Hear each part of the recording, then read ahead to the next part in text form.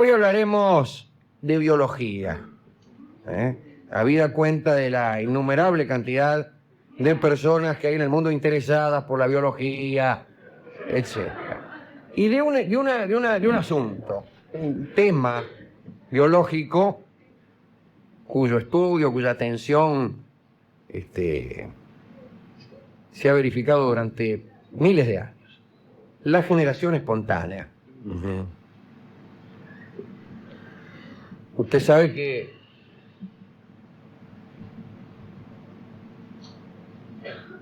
en un principio, durante muchos siglos, muchos genios de la ciencia creyeron en la generación espontánea de los seres vivos. Otros no, otros decían que todo ser proviene de otro ser vivo. Pero hasta el siglo pasado, o hasta este siglo, la mayoría de los científicos decían que en algún momento se producía la generación espontánea.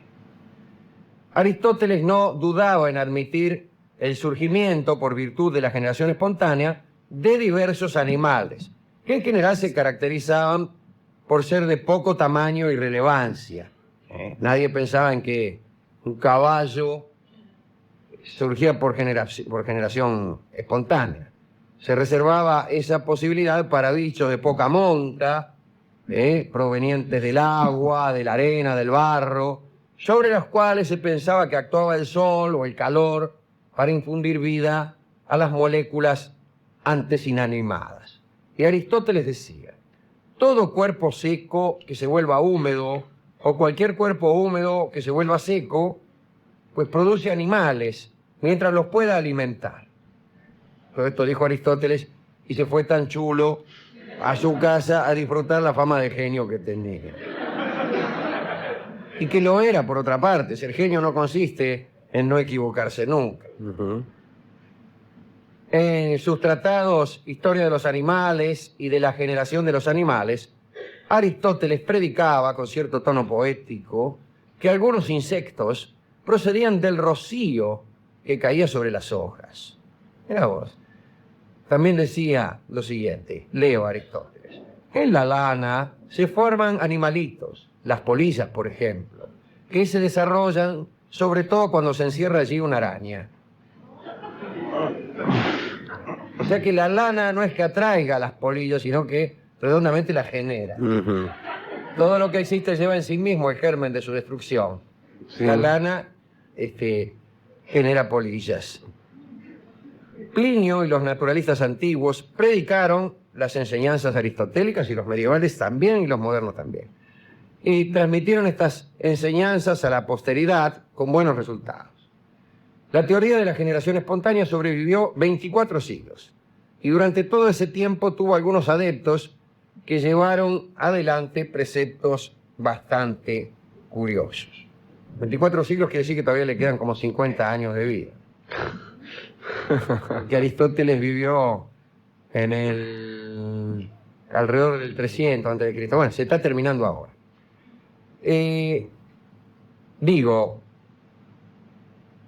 Hablaré de Ambroise Paré, un hombre que vivió entre 1517 y 1590. Era un cirujano. Pacientes suyos fueron François I, Enrique II, Francisco II, Carlos IX, Enrique III, todos reyes amigos. Paré aseguraba que en una finca suya, próxima a Meudon, un día, mientras partía enormes rocas, sin apertura al exterior, encontró en medio de una piedra un sapo grande, vivo, dijo el tipo. Entonces, maravillado Paré ante el crecimiento y la subsistencia del animal, se puso a estudiarlo. Empezó a estudiar el sapo. Y llegó a la siguiente conclusión: estas cosas pasan muchas veces. Esa es una conclusión. A eso le llamaba una conclusión, Paré. Estos animales están engendrados por alguna sustancia húmeda de las piedras, cuya resultante putrefacta, señora, produce tales bestias. Nunca nadie le dio bolilla, ni siquiera nosotros. Del mismo parecer fue el prestigioso naturalista y amigo de este programa, naturalista, dibujante y jesuita, Athanasius Kircher. Epa. En su libro Mundus Subterraneus, un libro cuya lectura recomiendo, habla de una especie de insecto encontrado en una planta, al cual considera engendrado por la pudrición de algunas ramas de esa planta. Incluso Athanasius Kircher tiene un libro sobre el Arca de Noé, donde está la descripción animal por animal. Y casi como hacen Mactas y Hangling, Kircher divide a la naturaleza en animales buenos y malos.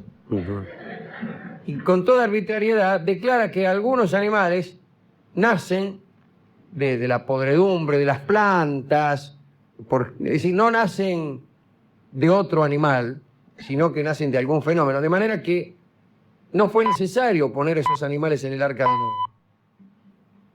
¿Para qué poner?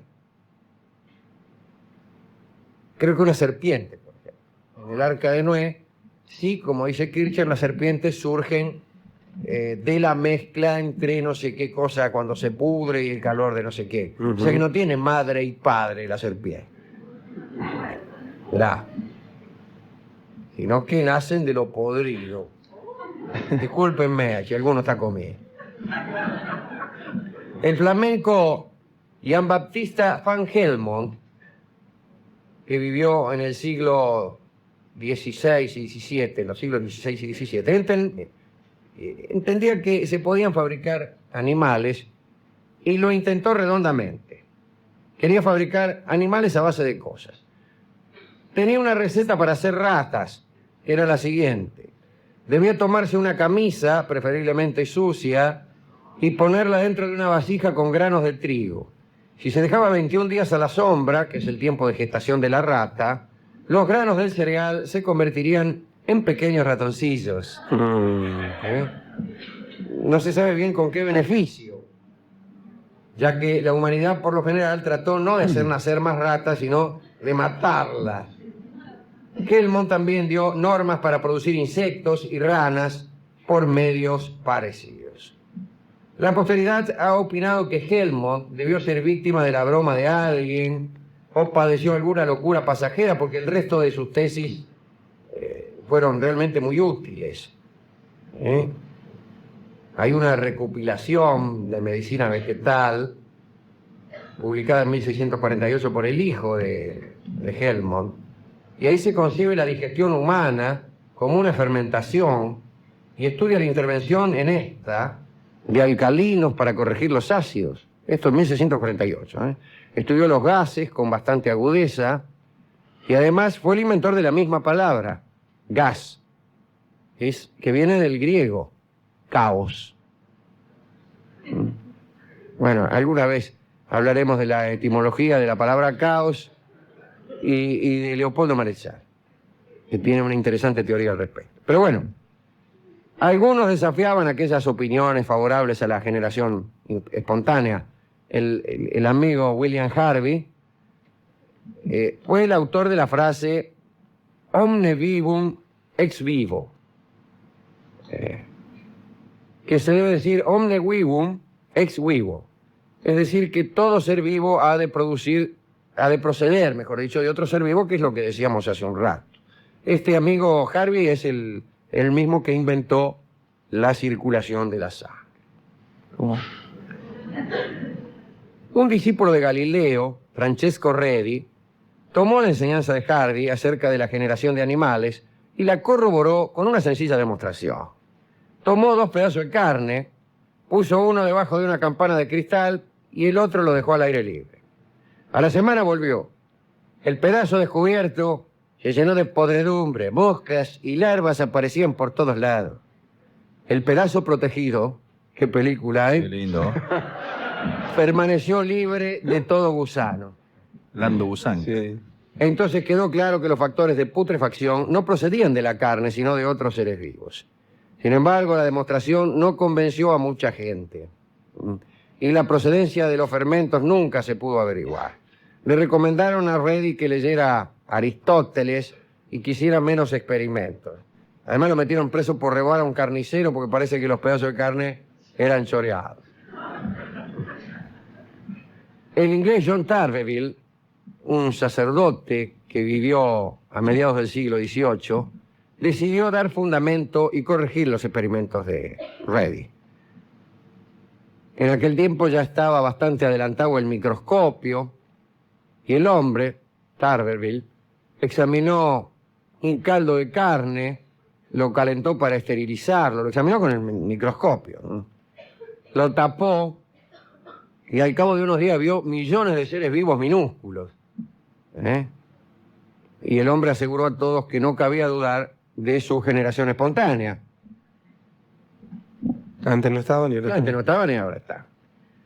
El conde Luis de Buffon, que andaba escribiendo los 44 tomos de su historia natural, creyó en el experimento de Tarberville y opinó incluso que de aquella forma la generación espontánea podía explicar el surgimiento de seres vivos de mayor tamaño. Pero correspondió al italiano Lazzaro Spallanzani en 1770 y más tarde a Louis Pasteur refutar las teorías de Tarberville y de Buffon. Con calor más intenso, con frascos mejor cerrados, Spallanzani obtuvo resultados completamente distintos a los anteriores. No se vio en hecho bicho viviente alguno. Parece que el caldo del amigo Tarberville ya era de lo peor. Pasteur, aunque le salió al revés, estaba ilusionado en realidad con la idea de generar materia orgánica o la vida misma y trató numerosas sustancias con luces poderosas, con imanes, con espejos que imitaban el curso y el efecto de los rayos del sol, cientos de máquinas que llenaron su laboratorio y su cabeza. Y al mismo tiempo trató las fermentaciones en alimentos y alcoholes y pronto descubrió que eran causadas por unos organismos diminutos en absoluto provenientes de una generación espontánea. Aquellos cuerpos entraban con el aire y dependían de él, dijo Pasteur. Había uno que le llevaba la contra, Félix Pouchet, y estaba desesperado por refutarlo. Escaló 3.000 metros hasta una cima de los Pirineos, con 8 recipientes sellados que contenían heno esterilizado. Al tiempo, Pouchet exhibió gustoso que se habían generado microorganismos por sí mismos. Más tarde se enteró de que tales seres ya estaban en el heno y que habían resistido todas las esterilizaciones. Pouchet dejó la ciencia. Se enojó y dejó la ciencia. Encuentro una especie de lejano parecido, esto que estamos diciendo a lo que dijimos antes. Digamos por último algo acerca del inglés Andrew Cross. Vivía en una pequeña casa campestre ubicada en los montes Quantock. Era un científico aficionado, tenía tiempo, tenía guita para su trabajo, experimentaba con la electricidad, era un hombre honrado, temeroso de Dios, e ignorante del trabajo realizado por otros hombres en el campo de la ciencia. Repito, ignorante del trabajo realizado por otros hombres en el campo de la ciencia, lo que lo obligaba a inventar él mismo el microscopio. Este es el precio de la ignorancia. Uno tiene que descubrir la rueda, la armonía, la relación que hay entre el violeta y el amarillo, todo, porque no sabe lo que han hecho otros antes. ¿Qué le pasa a muchos que se ponen a dirigir cine sin haber ido nunca al cine? Un buen día, en el año 1836, Cross, que deseaba producir minerales artificiales, haciendo pasar corrientes eléctricas por unas soluciones químicas, vio que en cambio se habían generado unos minúsculos insectos que terminaron volando en el laboratorio. Hacia fines de 1837, Andrew Cross era conocido en toda Inglaterra como un blasfemo, como el diablo mismo, un nuevo Dr. Frankenstein, y todo lo que usted quiere imaginar. La acusación que contra él se levantaba era la de tratar de crear seres vivos mediante un proceso eléctrico a partir de materia muerta. Y tal acusación no era en vano, ya que lo había hecho realmente. Cross había producido vida de materia artificial, de manera artificial, aunque aseguró que había sido cosa del azar. Y verdaderamente así había sido. A partir de su descubrimiento no recibió más que insultos e impedimentos. se impidió que publicara y que le comunicara a nadie nada sobre el tema. Lo curioso es que el mismo Krauss era incapaz de formular una teoría al respecto de la aparición de aquellos cuerpos derivados de los ácaros. Y para detener los ataques, Krauss dijo que seguramente aquellos insectos habían nacido de huevos depositados por insectos que flotaban en la atmósfera y que habían sido incubados por obra de la electricidad. Pero la verdad es que Krauss había logrado crearlos en lugares perfectamente cerrados e impenetrables. Hasta Faraday se pronunció en contra de los dispositivos de Krauss, diciendo que se trataba de una simple revivificación. En sus últimos años, Krauss vivió apartado de la sociedad, visitaba frecuentemente el cementerio del lugar, desenterraba hombres, aplicaba sus recetas eléctricas en ellos para resucitarlos, y lo empezaron a llamar el hombre del rayo y del trueno.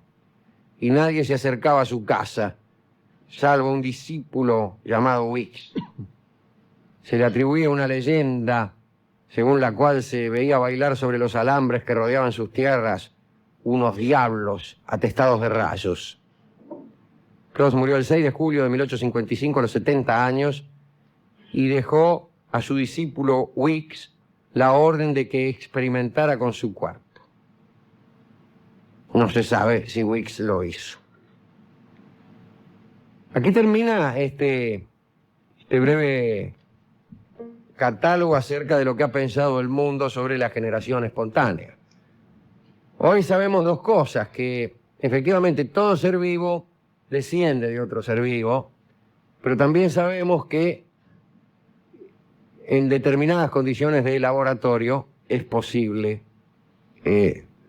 conseguir vida, y lo sabemos desde hace muy poco. ¿A quién podemos dedicar este catálogo? Bueno, Aristóteles, Aristóteles, que sostenía que la mosca tenía 4 patas, solo porque nunca se había puesto a mirarla. Pero bueno, un hombre que ha escrito lo que ha escrito Aristóteles no va a andar mirando moscas y contándole las patas. Eso está bien para los ayudantes de Aristóteles. La culpa no la tuvo Aristóteles, sino los ayudantes de Aristóteles, viejo.